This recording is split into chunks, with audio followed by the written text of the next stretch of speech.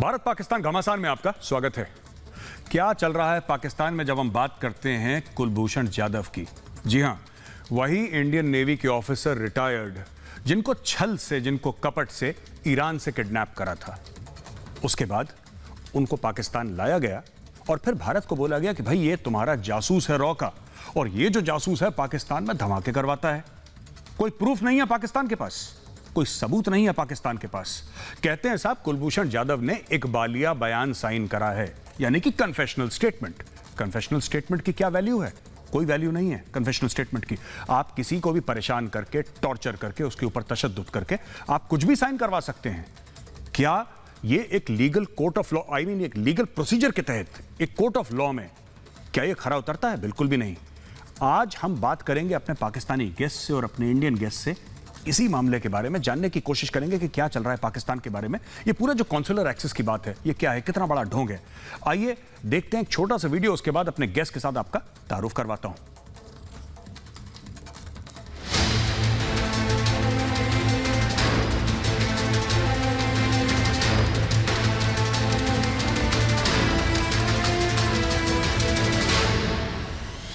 कुलभूषण जाधव पर भारत के दबाव के आगे पाकिस्तान आखिरकार झुक गया।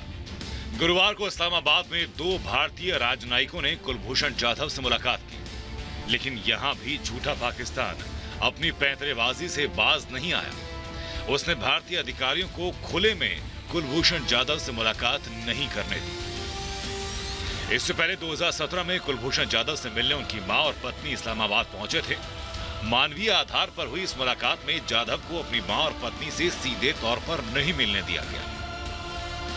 इतना ही नहीं, जाधव की पत्नी का मंगलसूत्र और बिंदी भी उतार ली गई। उस वक्त भी पाकिस्तान की इस अमानवीय करतूत पर भारत ने सख्त ऐतराज जताया था।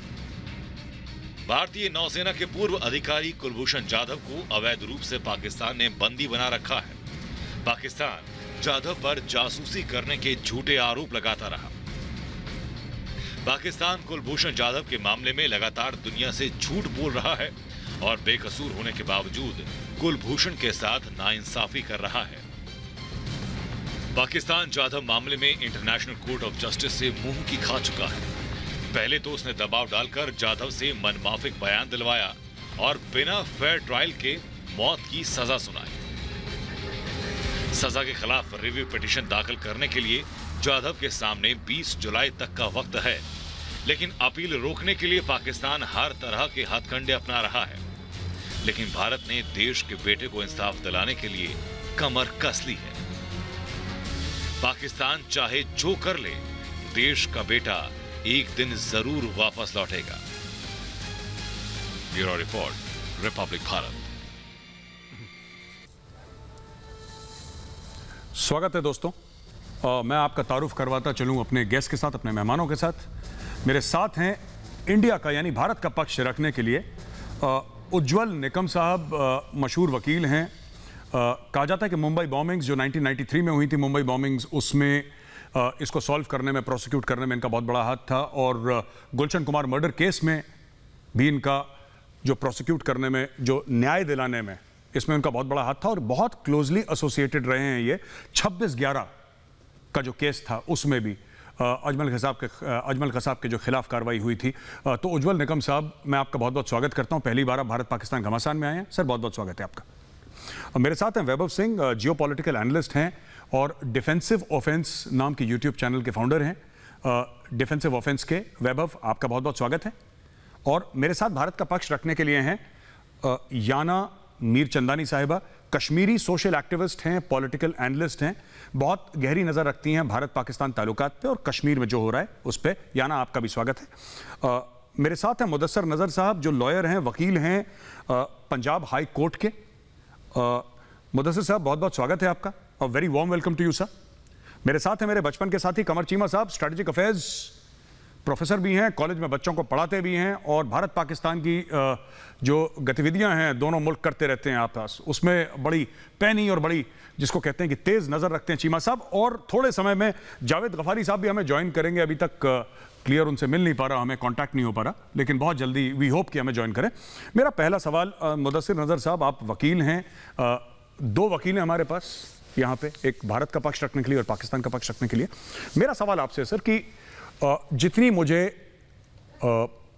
नॉलेज है लॉ की, कानून की जितनी नॉलेज है, ये जो कन्फेशनल स्टेटमेंट है इसकी क्या वैलिडिटी है, ये इसकी क्या वैल्यू है? अगर मैं किसी को लूं, पकड़ के ले जाऊं, अगर मैं पुलिस वाला हूं या फौजी हूं, मैं किसी को पकड़ के और उसको टॉर्चर करूं, उसको मार मार के बोलूं कि भाई तू कबूल कर कि तूने कत्ल करा है, तू दहशतगर्द है, कुछ भी है, वो तो अपना दर्द कम करने के लिए, दर्द रोकने के लिए वो साइन कर देगा। पर क्या पाकिस्तानी कोर्ट में, मेरा आपसे सवाल, डायरेक्ट सवाल यह है, लीगल पॉइंट ऑफ व्यू से मैं पूछ रहा हूं, इसलिए मैंने आपको इनवाइट करा, आप लॉयर हैं, लीगल पॉइंट ऑफ व्यू क्या कहता है? क्या confessional statement signed under duress, is this applicable in the court of law? जो जज साहब बैठे हैं, क्या वो उसको मान्यता देंगे इस चीज को? जी देखिए, जो कन्फेशनल स्टेटमेंट होता है ये किसी एग्जीक्यूटिव ऑफिसर के सामने नहीं दिया जाता, ये जज के सामने दिया जाता है। इवन अगर जो मुल्जिम है वो ये कहता भी है कि he is ready to give confessional statement, तो उसको जज के सामने लेके जाया जाता है जहाँ पे उसका कन्फेशन रिकॉर्ड किया जाता है। तो ऐसा नहीं होता कि उसका कन्फेशन कहीं रिकॉर्ड करके पेपर में जज के सामने प्रेजेंट कर दिया जाएगा और जज जो है उस पर रूलिंग दे देंगे। वो जज के सामने प्रेजेंट होगा, वो जज के सामने कन्फेशन स्टेटमेंट देगा और द जज will reduce it into writing. जी तो मेरा सवाल सर ये है आपसे, क्विकली मैं आपसे दूसरा एक सवाल पूछता हूं। जब commander Kulbhushan Jadhav, retired former Indian navy officer, को डेथ सेंटेंस दिया गया था, तो इसमें जज कौन था sir? Sir, I'm not privy to the proceedings of the case. लेकिन मेरा ख्याल से जो मैं कह सकता हूँ कि अकॉर्डिंग टू आर्मी एक्ट ये फील्ड कोर्ट जनरल मार्शल हुए इनका, और जो इसके अंदर भी जो जजेस होते हैं वो ऐसा नहीं है कि they are totally ignorant of law. उनको असिस्ट करने के लिए लीगल टीम बाकायदा मौजूद होती है। बिल्कुल साहब, आपने बिल्कुल सही कहा, they are not ignorant of law, क्योंकि मैं भी फौजी अफसर हूं और मैंने भी मिलिट्री लॉ पढ़ा है। वो बात अलग है कि मुझे 2 अटेम्प्ट लग गए थे मिलिट्री लॉ का पेपर पास करने में। किताबें सामने होती हैं, फिर भी हम जैसे लोग नहीं समझ पाते। मैं उज्ज्वल निकम साहब के पास जाता हूं और उज्ज्वल निकम साहब से ये पूछता हूं, सर ये मुझे एक बात क्लियर नहीं हुई सर, इसमें आर्मी चीफ सेंटेंस कर देता है किसी बंदे को, राइट सर? ये इकबालिया बयान जो है, ये एक पासपोर्ट है, ये उज्ज्वल निकम साहब, कौन से जज के सामने इसकी वैलिडिटी होती है दुनिया भर में कि आप बोलें साहब इसने तो साइन कर दिया, इसका कन्फेशनल स्टेटमेंट है, इसको टांग दो? मैं ये जानना चाहता हूं, बड़ी सिंपल सी बात है sir, because I am not a legal person, I have very little understanding of the law. मैं आपसे जानना चाहता हूं उज्ज्वल साहब। मेजर गौरव साहब, मैं कुछ की बातें पाकिस्तान का सबूत कानून, पाकिस्तान और इंडियन दोनों एक्ट समाने के प्रोविजन पैरल। मैं मुफ्त कसाब को फांसी देने के बाद उनके डेलीगेट 4 लोग गए थे और वहां जो होम मिनिस्ट्री पाकिस्तान से हम 7 दिन वहां से डिस्कशन करते रहे कि जो की कॉन्स्पिरेटर के खिलाफ क्या कार्रवाई की। तो मैंने पाकिस्तान का कानून जहां तक पढ़ा है वो साफ ये कहता है कि कोई मुल्जिम का इकबाली बयान by force, by ill treatment, under duress, compulsion लिया तो पाकिस्तान का कानून उसे एडमिसिबल एविडेंस नहीं मानता है। मेरे वकील साहब जो पाकिस्तान के हैं, मुजफ्फर साहब, तो ये बात कबूल करेंगे। और इसीलिए हमें ये देखना है कि कुलभूषण जाधव, इनकी ट्रायल जो है वो आर्मी कोर्ट में चलाएगी और स्पेशल टेररिस्ट कानून के मुताबिक चलाएगी। और जहां तक मुझे नॉलेज है, जो कुलभूषण जाधव इनका इकबाली बयान है वो ना किसी मैजिस्ट्रेट के सामने हुआ है ना किसी जज के सामने, एक पाकिस्तान के आर्मी ऑफिसर के सामने इकबाली बयान हुआ।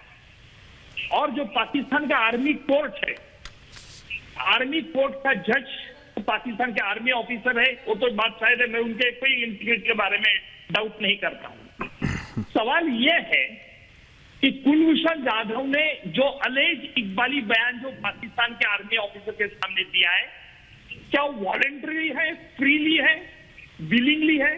ये बात अहम है। अगर ये बात नहीं है, वॉलंटरी नहीं है, इनवॉलंटरी है, बाय प्रेशर है, इल ट्रीटमेंट है, तो पाकिस्तान का कानून, सुप्रीम कोर्ट, पाकिस्तान का सुप्रीम कोर्ट उसे ठुकरा देता है। ये पाकिस्तान के अटॉर्नी जनरल से भी हमने बात की थी जब हमारा डेलीगेशन जब इस्लामाबाद में गया था। अभी पाकिस्तान क्यों हिचकिचाता है, ये बड़ा अहम सवाल है। क्यों नहीं consular access in confidence, uninterrupted, unrestricted क्यों नहीं दे रहा है? इसकी वजह एक ही है, अगर ये ऐसा एकांत में अगर कुलभूषण जाधव को कॉन्सुलर एक्सेस मिल गया तो कुलभूषण जाधव शायद पाकिस्तान की पोल खोल देगा। पाकिस्तान ने कैसे, किस वास्तव में, किस स्वरूप में, किस परिस्थिति में ये इकबाली बयान दिया, इसकी जानकारी अगर हुई। और इसीलिए आईसीजे की ऑर्डर है, वो ऑर्डर बहुत अहम है। आईसीजे ने कहा है कि काउंसलर एक्सेस वियना कन्वेंशन का आर्टिकल 36 के मुताबिक देना होगा इन स्पिरिट। और इसलिए बार बार इंडिया ने पाकिस्तान के सामने कहा कि आपने इन कॉन्फिडेंस दी है, लेकिन पाकिस्तान नहीं मान रहा है। क्यों नहीं मान रहा है? तो वकील साहब, मेरे पाकिस्तान के दोस्त, उनको भी पता चल जाएगा, लॉजिकल इन्फरेंस। बिल्कुल बिल्कुल, बहुत बहुत धन्यवाद उज्जवल निकम साहब, आपने पूरा केस जिसको कहते हैं सबके सामने साफ कर दिया और मुझ जैसा जो नॉन लीगल बैकग्राउंड का है उसको भी बात समझ में आ गई इन वेरी इजी वर्ड्स कि वियना कन्वेंशन के तहत हमें करना था और पाकिस्तान को करना था। पाकिस्तान ने वो अपना जो करार था वो पूरा नहीं करा। वैभव, मैं आपके पास जाता हूं। ये देखा कि जब कॉन्सुलर एक्सेस की बात हुई थी वैभव, तो इस पे बड़ी एक नजर थी पाकिस्तान की कि साहब कॉन्सुलर एक्सेस हम कैसे देंगे, वहां पे वीडियो कैमरा भी होगा, फिर वहां पे बंदा भी होगा फोर्स करने के लिए। इसके ऊपर आप जरा वैभव, मैं आपसे रिक्वेस्ट करूंगा, आप मुझे 1-1.5 मिनट दें, मैं आपके पास यही सवाल वापस लेकर आऊंगा कॉन्सुलर एक्सेस का। मैं जाता हूं जरा कमर चीमा साहब के पास और फिर मैं वापस वैभव सिंह के पास आऊंगा। कमर चीमा साहब, एक बात बताएं आप मुझे। सर, जो उज्जवल निकम साहब ने बोला और जो सवाल फिर मैं वैभव सिंह के पास वापस जाने वाला हूं कॉन्सुलर एक्सेस के पास, उज्जवल निकम साहब ये कहते हैं कि साहब जो रेलेवेंट आर्टिकल्स हैं, जो इंटरनेशनल कोर्ट ऑफ जस्टिस ने बोला कि साहब आपके रेलेवेंट आर्टिकल्स हैं वियना कन्वेंशन के, उसके हिसाब से आपको कॉन्सुलर एक्सेस देना, उसका एक खाका है, उसका एक फ्रेमवर्क है। ये पाकिस्तानी कोर्ट्स या Pakistani army according to Vienna conventions decide नहीं करेंगे। ठीक है, आपका मुल्क है, आप कर सकते हैं जो आपकी मर्जी है, लेकिन उसके हिसाब से एक्सेस नहीं दिया गया। मेरा आपसे यह सवाल है कि अगर दिया गया तो आप ये बताइए दिया गया, और अगर नहीं दिया गया तो क्यों नहीं दिया गया? चीमा साहब। देखिए, पहली बात तो यह है कि Pakistan international court of justice में अपनी मर्जी से गया था। अगर हमें ना भी जाना होता तो हमें कोई जबरदस्ती कह नहीं सकता था कि आप आईसीजे जाओ। सो हम ये साबित करने गए थे कि जब से पाकिस्तान में चाइना पाकिस्तान इकोनॉमिक कॉरिडोर और चाइनीज इन्वेस्टमेंट आ रही है तो इंडिया इसको सबवर्ट करना चाह रहा है।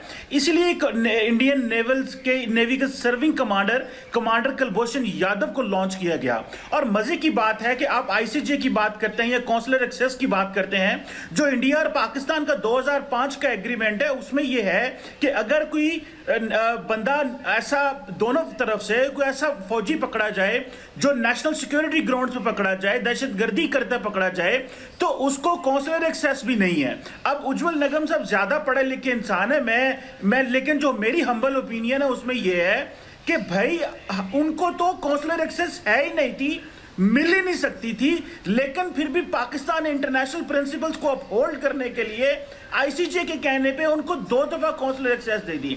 अब इंपॉर्टेंट चीज यह है कि उनका जो पासपोर्ट मिला, आप उनके तो मानने को तैयार ही नहीं है, वो सर्विंग है। उस पासपोर्ट के ऊपर ईरान के भी और यूके का भी वीजा लगा हुआ है। आप उनको सर्विंग क्योंकि मानते ही नहीं है, जो कि जाहिर बात है, और मिलिट्री कोर्ट पे ले आते हैं। जी, पाकिस्तान की मिलिट्री कोर्ट ठीक नहीं है।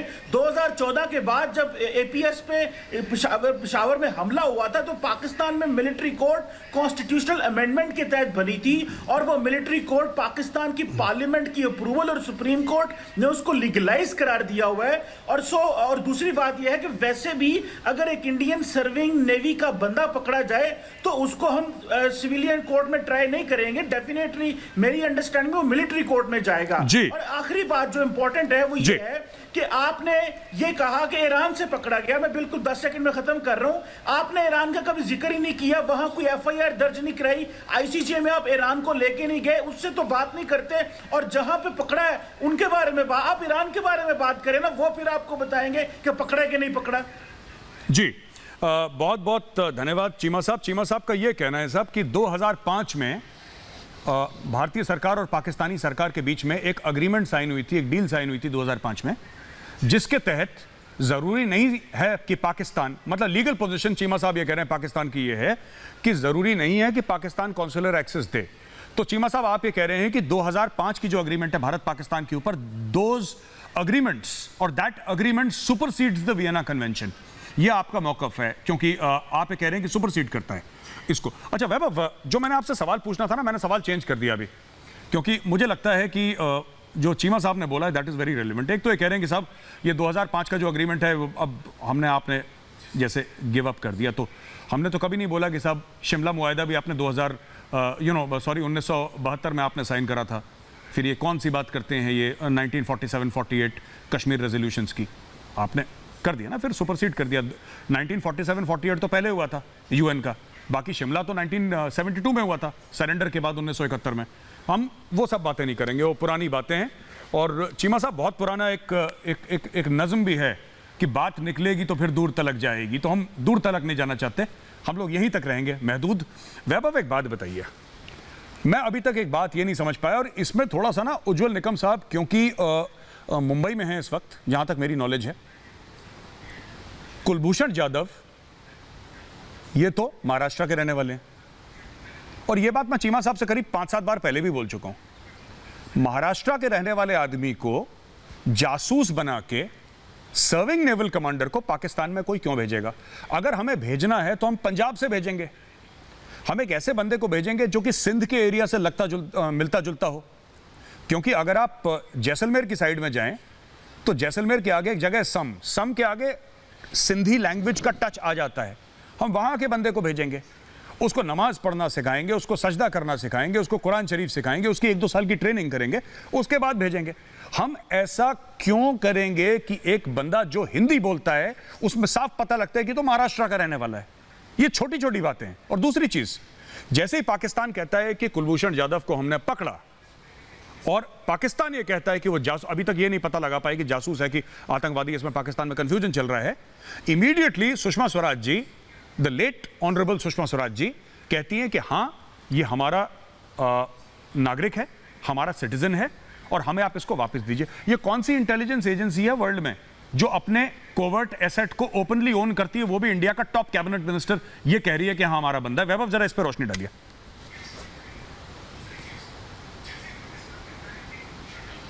ये कोई भी एजेंसी इस तरह के लोगों को ओन नहीं करती है, पहली बात। और दूसरी बात, चीमा साहब का ये कहना है कि चीमा साहब की जो इंटरप्रिटेशन ऑफ लॉ है वो इंटरनेशनल कोर्ट ऑफ जस्टिस के जो जजेस हैं उनसे बेहतर है। ये जानते हैं कि कौन सा लॉ किस लॉ को सुपरसीड करता है। जो इंटरनेशनल कोर्ट ऑफ जस्टिस में जो दुनिया भर के जो रिनाउंड जजेस बैठे हुए हैं उनको नहीं पता, उनको नहीं पता कि किसको काउंसलर एक्सेस कौन डिजर्व करता है, कौन नहीं डिजर्व करता है। चीमा साहब ने वो जजमेंट नहीं पढ़ा है जिसमें कि कुलभूषण जाधव को अनइंटरप्टेड काउंसलर एक्सेस की इजाज़त दी गई है। मैं सजेस्ट करूंगा कि चीमा साहब उसे खोलें और उसको खोल करके दोबारा पढ़ें। दूसरी बात यह है कि देखिए, मैं एक अलग बात कहना चाहता हूं। जहां से हिंदुस्तान से कुलभूषण जाधव नाम का हमारा एक नागरिक अगर ईरान से किडनैप हुआ तो इंडिया ने डे 1 से उसको ओन किया और उसके लिए जितनी भी जद्दोजहद थी पूरी दुनिया भर में इंडिया ने की।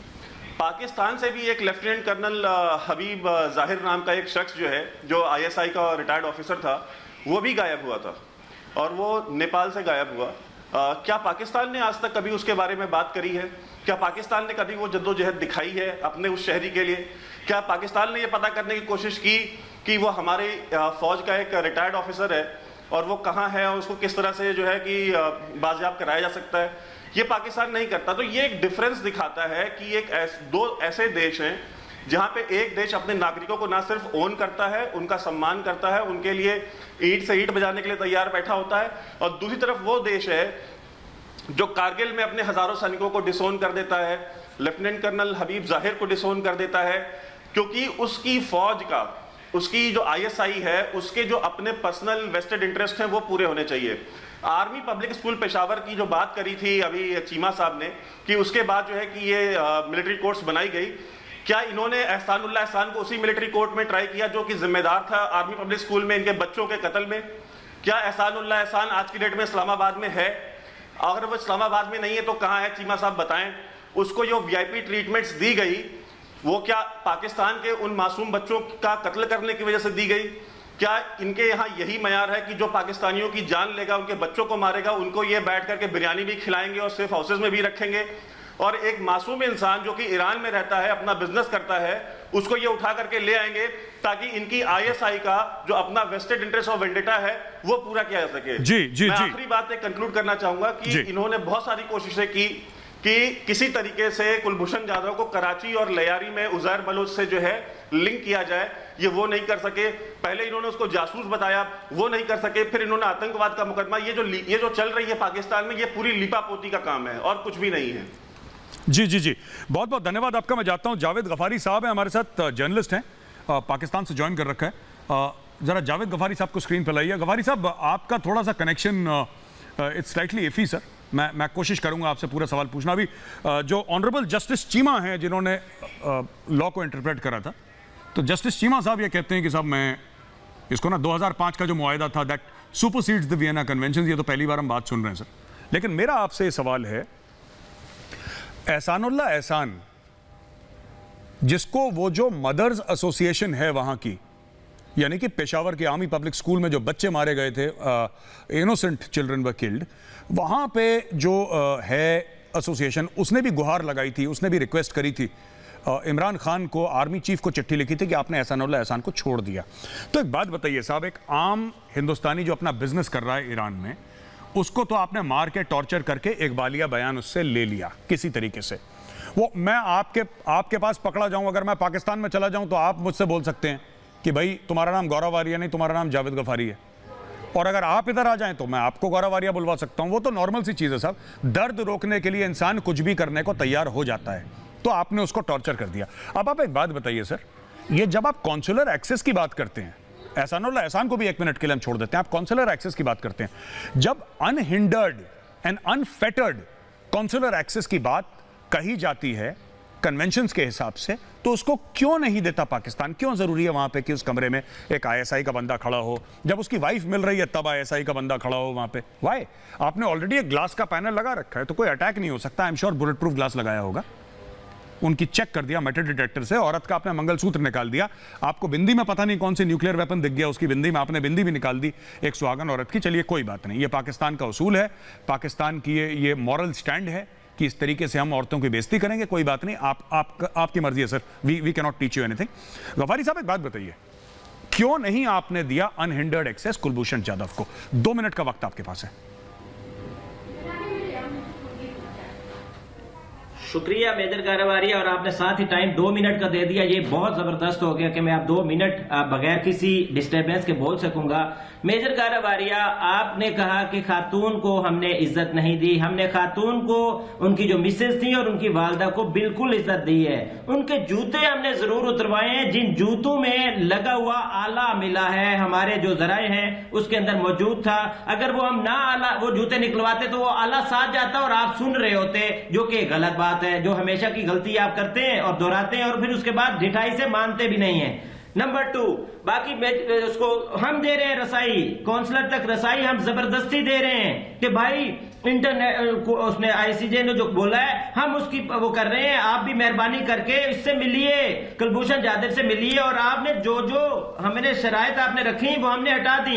अब ये नहीं हो सकता कि हम उसे खाली ग्राउंड में स्टेडियम में लेके जाएं और दरमियान में बिठा के कहें कि जी आप मिलें। आप ऑब्वियसली कमरे में मिलना है, उस कमरे में मिलने को जो आपकी शराइत थी, आपने कहा शीशा हटा दे, वो शीशा जिसका आप जिक्र कर रहे हैं वो भी हटा दिया गया था। जो मुलाकात हुई है आज से 3 दिन पहले, उसके अंदर वो शीशा भी हटाया गया। जो आपने डिमांड्स की वो की गई। आपके काउंसलर जब रसाई हुई उनकी, कुलभूषण जाधव पीछे से चिल्लाते रहे कि मुझसे आप बात तो कीजिए, आप मुझसे मिलने आए हैं, वो भाग गए।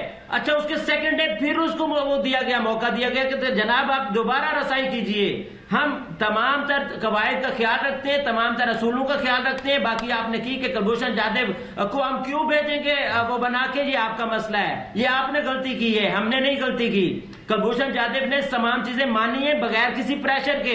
आप वो वीडियो दोबारा लगाएं, उसके अंदर आपको इकबाली बयान जो अभी टीवी पर मेरे साथ चल रहा है, इसके अंदर आपको लग रहा है कोई उनके ऊपर प्रेशर है, आपको लग रहा है कि उनके ऊपर तशद्दुद हुआ है, आपको कोई लग रहा है कि कोई इस तरह की चीज है। भाई एक नेवल कमांडर है आपका, अब मेरे साथ जो बैठे हैं साहब, ये कह रहे हैं कि पाकिस्तान का भी एक लेफ्टिनेंट कर्नल रिटायर्ड आपने पकड़ा हुआ है और हम उसकी बात नहीं करते।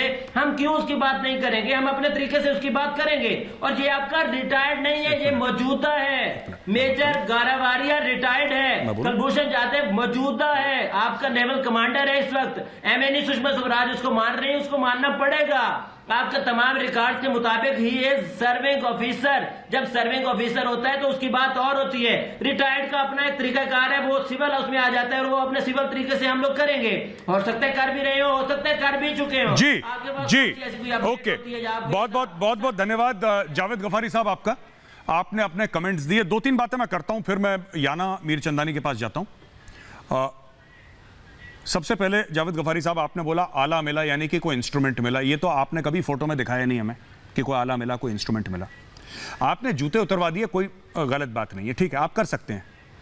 मेरा ये पॉइंट है कि आपने सर एक मिनट गफारी साहब, हमारे प्रोग्राम में बीच में कोई नहीं बोलता। जब आप बोले एंकर तक बीच में नहीं बोला, अब आप बीच में मत बोलिए सर, प्लीज, मेरी रिक्वेस्ट है आपसे। यहां पे आपने एक सुहागन का, एक मैरिड लेडी का आपने मंगलसूत्र उतरवा दिया। आपको क्या लगा उस मंगलसूत्र के अंदर कौन सा सीसीटीवी कैमरा है या कौन सा ऐसा मिसाइल है, न्यूक्लियर मिसाइल? मुझे नहीं पता आपको क्या खतरा था।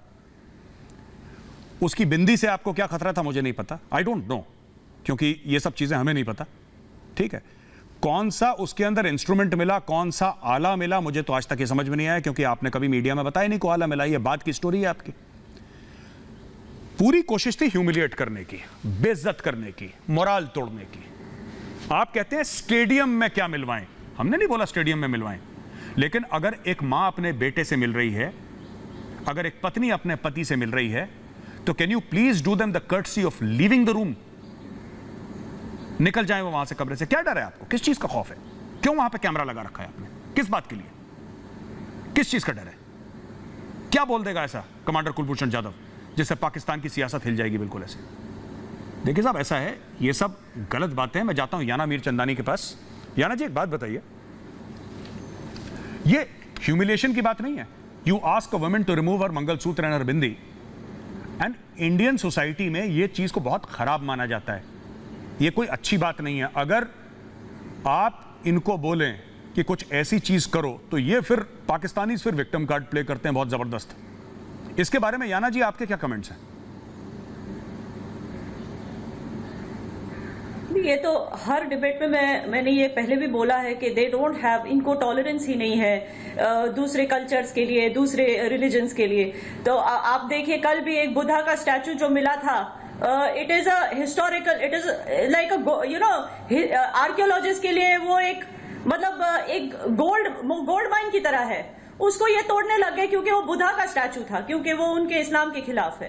तो इनको तो है ही नहीं। आप ये तो पूरी दुनिया जानती है कि माइनॉरिटीज और दूसरे रिलीजन्स और दूसरे कल्चर्स के लिए इनको कोई रिस्पेक्ट है ही नहीं। खैर, वो दूसरी बात है। मैं यहाँ पे एक पैनलिस्ट ने बोला, आई थिंक कमर चीमा साहब ने बोला कि जो कोई मतलब आतंकवाद या कोई ऐसे एंटी पाकिस्तान एक्टिविटीज करता हुआ पकड़ा जाए, उसको काउंसलर एक्सेस नहीं दिया जाता। तो क्या ये बता सकते हैं कि कुलभूषण जाधव ने ऐसी कौन सी एंटी पाकिस्तान एक्टिविटी की है? ये कह रहे हैं कि आप ईरान को क्यों नहीं पूछते? ईरान को तो पाकिस्तान ने पूछा था। वहां की गवर्नमेंट तो अभी तक ये स्टेटमेंट दे ही नहीं रही है कि कुलभूषण जाधव ने कभी भी इलीगल तरीके से पाकिस्तान में एंट्री की थी या नहीं की थी ईरान से। उन्होंने तो ऐसा कोई स्टेटमेंट अभी तक दिया नहीं। तो उनके पास क्या प्रूफ है कि वो एक आतंकवादी था? ये कहते हैं कि ईरान से बात करो, हम कहते हैं कि अफगानिस्तान से बात कर लो। आप इंडिया के पीछे क्यों पड़े हो? अफगानिस्तान में तो खुले में बोल रहे हैं कि हम बलूच लिबरेशन आर्मी को हम सपोर्ट करते हैं। उनके टोलो न्यूज पे ये न्यूज आती है। वहां के जो पुलिस ऑफिसर थे अचकजाई साहब, उन्होंने तो मेहमान नवाजी की है बलूच लीडर्स की। और बलूच, ये अपने असलम बलूच को तो वहीं पे उन्होंने मारा था घुस के। तो ये अफगानिस्तान के पीछे क्यों नहीं पड़ते? इंडिया के पीछे क्यों पड़े हुए हैं? और ये प्रूव करना चाहते हैं कि ये अपनी आवाम को चुप कराने के लिए, अपनी आवाम को कन्विंस करने के लिए एक इंडियन बिजनेसमैन को पकड़ के दिखा रहे हैं कि रॉ एजेंट है और सारा बलूचिस्तान में जो भी मसला चल रहा है वो ये करवा रहा था। मैं बता दूं कि बलूचिस्तान इंडिपेंडेंस मूवमेंट की बुनियाद रखी गई थी 1973 में, जब पाकिस्तान पुलिस इस्लामाबाद में ईरान एम्बेसी में घुसी थी और वहां पे उनको मिले थे एम्यूनिशन रिकवर हुई थी। बलूचिस्तान आर्मी की एम्यूनिशन रिकवर हुई थी, तब कुलभूषण जाधव 3 साल का था, ठीक है। और कुलभूषण जाधव को आपने अरेस्ट किया था मार्च 2016 में। उसके बाद जो अटैक्स हुए हैं वो किसने कराए? फिर जो 7 अक्टूबर 2016 में हुआ था जाफर एक्सप्रेस ट्विन ब्लास्ट, जो 13 पे 2017 में हुआ था ग्वादर में मोटर बाइक अटैक, जो 14 अगस्त 2017 में हुआ था हरना में रोड साइड बॉम्ब ब्लास्ट, जो 23 नवंबर में 2018 में हुआ था चाइनीज काउंसुलेट कराची में अटैक, जो 11 मई 2019 में हुआ था ग्वादर के पर्ल कॉन्टिनेंटल होटल में अटैक, जो 29 जून 2020 को हुआ था कराची स्टॉक एक्सचेंज में अटैक।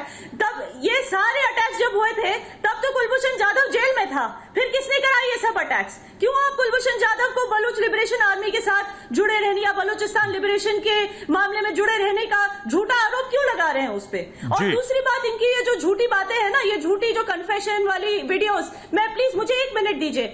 ये कभी कभी इतना झूठ बोल देते हैं कि कौन सा झूठ, किस झूठ को कब पकड़ना है ये खुद ही भूल जाते हैं। अब 2 कश्मीरी लड़के पकड़े गए थे पिछले महीने, गिलगिट पुलिस ने उनको अरेस्ट करके ये दिखा दिया उनका कन्फेशनल वीडियो कि इंडियन एजेंसीज ने उनसे जबरदस्ती स्पाइंग करवाई, वो उनको स्पाइस बोल के पकड़ लिया। अब आप ये बताइए, अगर ये कहते हैं कि कश्मीर इनका अपना है, कश्मीरी इनके भाई हैं, तो अगर 2 कश्मीरी को पकड़ के इंडियन स्पाइस का ये ब्लेम क्यों डाला उनपे?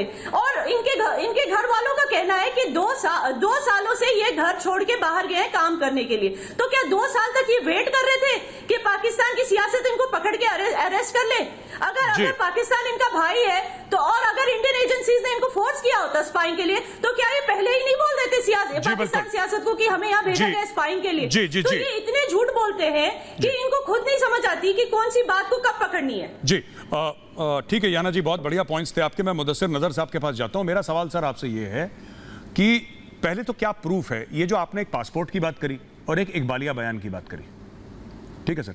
अब याना जी का कहना है कि बीएलए के साथ आपने जोड़ दिया, ऐसा आपने क्या एक टाइप का जेम्स बॉन्ड टाइप का फिगर बना दिया out of thin air Pakistani media में? पाकिस्तान में तो वैसे भी जो आर्मी बोलती है उसको मानते हैं कि भाई भगवान ने ही बोल दिया है, तो सब फौज को तो कोई कॉन्ट्रडिक्ट करता नहीं पाकिस्तान में। जो कॉन्ट्रडिक्ट करता है तो मर जाता है, या उसकी छाती पे गोली पड़ जाती है, या फिर उसको गायब कर दिया जाता है। आप एक बात बताइए सर, आपके पास प्रूफ क्या? अभी तक मुझे यह समझ में नहीं आया, because we live in a democracy, unfortunately you don't. We live in a democracy और यहां पे तो लड़ाइयां हो जाती हैं सड़क पे लोगों की। भाई प्रूफ क्या है? आप प्रूफ करिए। प्रूफ कैसे कर रहे हैं आप? मुझे आप एज अ लॉयर बताइए कि आप किस चीज को प्रूफ मानते हैं कुलभूषण जाधव के खिलाफ?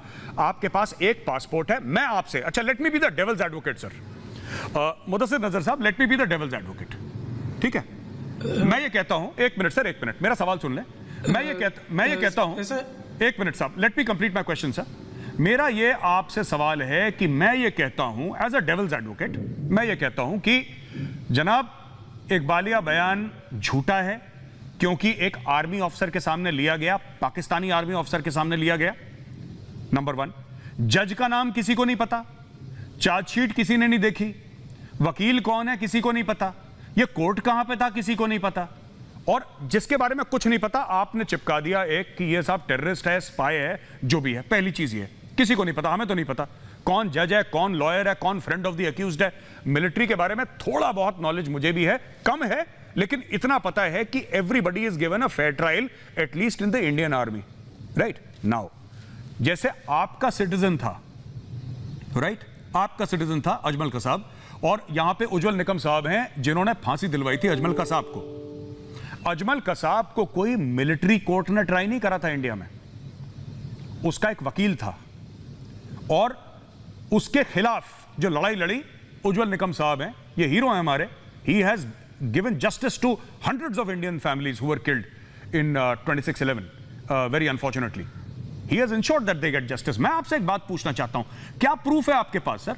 एक नकली पासपोर्ट जो आप लोगों ने खुद बनाया है, और एक इकबालिया बयान, इसके अलावा प्रूफ क्या है आपके पास? ये तो बताइए। और उज्जवल निकम साहब आपको काउंटर करेंगे, सामने स्क्रीन में आपके साथ हैं, बताइए साहब। ओके, इस सिलसिले में 2 पॉइंट्स हैं, और वो एक तो ये कि जो मिलिट्री कोर्ट्स की प्रोसीडिंग्स होती हैं आर्म कोर्ट्स की तरह पब्लिक नहीं होती।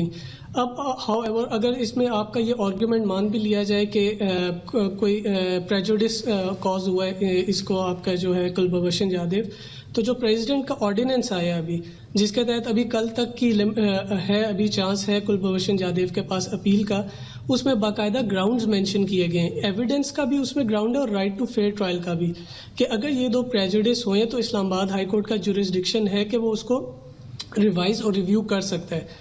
तो अब आपके जो काउंसलर हैं उनको भी जो है वो 3rd एक्सेस ऑफर किया गया, और उस एक्सेस में वो ऑफर किया गया कि सिक्योरिटी पर्सनल की एब्सेंस होगी। जी गफारी साहब मैं आपको इन द एब्सेंस ऑफ जी गफारी साहब मैं सॉरी माफी चाहूंगा, मुदस्सिर नजर साहब मैं माफी चाहूंगा, मैं आपको काट रहा हूं यहाँ पे, we are running out of time. Last 1 minute to mister Ujjwal Nikam sir, proof क्या है इनके पास? 1 मिनट में बताइए, I have to wrap up the show sir. Gaurav ji, कोई प्रूफ नहीं है। आपको पता है कि कुलभूषण जाधव इनको आर्मी कोर्ट ने, पाकिस्तान के आर्मी ऑफिसर ने रिप्रेजेंट किया, और इसीलिए पाकिस्तान आज तक कुलभूषण जाधव इनको in private, in confidence, uninterrupted counsellor access नहीं दे रहा है, क्योंकि पाकिस्तान की पूरी मदार जो एक्सट्रैक्टेड कन्फेशन है उस पर है। हमारे पाकिस्तान के वकील साहब को यह पता नहीं है कि अजमल कसाब को हमने ना ओपन कोर्ट ट्रायल दिया, हमने मीडिया को प्रेजेंट रखा। कुछ लोग कहते थे कि इसके लिए आर्मी कोर्ट बनाओ, हमने नहीं कहा। हमने कहा कि पूरे दुनिया को मालूमात होना चाहिए। पहले पाकिस्तान ने कहा कि अजमल कसाब हमारा नागरिक नहीं है, फिर जब पाकिस्तान के जियो टीवी ने उनका भंडाफोड़ कर दिया, तब पाकिस्तान ने माना कि ये हमारा सिविलियन है। तो इसलिए कुलभूषण जाधव इनके खिलाफ कोई सबूत नहीं जो इकबाली बयान कर रहे हैं। दूसरी अहम बात, एक मिनट में मैं कह रहा हूं, जो अभी कुलभूषण जाधव से पाकिस्तान ने उगला लिया है, पाकिस्तान ने यह बता दिया, पाकिस्तान के अटॉर्नी जनरल ने खुलेआम, कि कुलभूषण जाधव अपील रिव्यू नहीं करना चाहते हैं और वो दया की मांग कर रहे हैं, दया की याचिका कर। मुझे बड़ी ताज्जुब की बात है, क्यों मांग करेंगे? कोई मुल्जिम कभी माफ नहीं, ऐसी मांग नहीं करता। जी उज्जवल निकम साहब, हमारा वक्त बिल्कुल खत्म हो रहा है सर। बहुत बहुत धन्यवाद, मैं माफी चाहूंगा, मैं आपको बीच में काट रहा हूं। दोस्तों हमारा वक्त यहां पे खत्म होता है, मैं अपने क्लोजिंग कमेंट्स देता चलूं। देखिए 26/11 का केस जो कि उज्जवल निकम साहब ने लड़ा था और जस्टिस दिलवाई थी इतनी सारी फैमिलीज को, जिसमें कि विदेशी भी थे, भारतीय भी थे। मैं सिर्फ यह बात कहना चाहता हूं कि साहब देखिए 12 साल तकरीबन हो गए, 2008 का केस था, 12 साल तकरीबन हो गए 26/11 पाकिस्तानी कोर्ट्स में केस पेंडिंग है। उनको अभी तक पता नहीं लगा पाकिस्तान को कि अजमल कसाब पाकिस्तानी है कि कहां का है। वो कहते हैं मैं पता ही नहीं। लेकिन सबसे बड़ी बात यह है कि जब उनकी बात आती है तो कमांडर कुलभूषण जाधव को देते हैं 1 हफ्ता और कहते हैं कल तक अगर नहीं करा तो केस बंद। यही बात है। देखिए बात यह है कि यहां पे चलता है न्याय और वहां पे चलता है सर्कस। जगह का नाम बताने की मैं जरूरत नहीं समझता। भारत पाकिस्तान घमासान में ज्वाइन करने के लिए बहुत बहुत धन्यवाद आप सबको। अगले संडे आपको फिर मिलूंगा एक और एपिसोड के साथ। तब तक मेरी टीम और मेरी तरफ से आप सबको जय हिंद।